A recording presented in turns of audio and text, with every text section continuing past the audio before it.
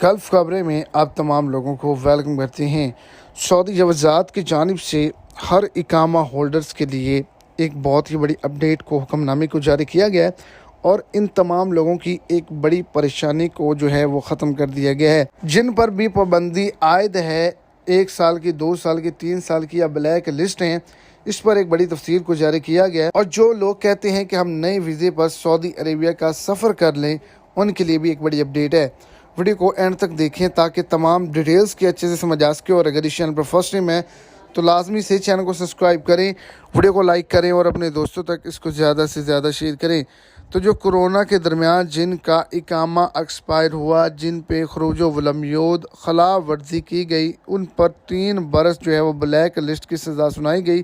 तो उन तमाम लोगों को लोग कहते हैं कि वो ताहयात ब्लैक लिस्ट हो चुके हैं, इसलिए वो कहते हैं कि नए वीज़े पर हम ममलिकत आ सकते हैं या नहीं। तो आप पर 3 साल की पाबंदी है। 3 साल के बाद आप किसी भी वीज़ा पर सऊदी अरब का सफ़र कर सकते हैं।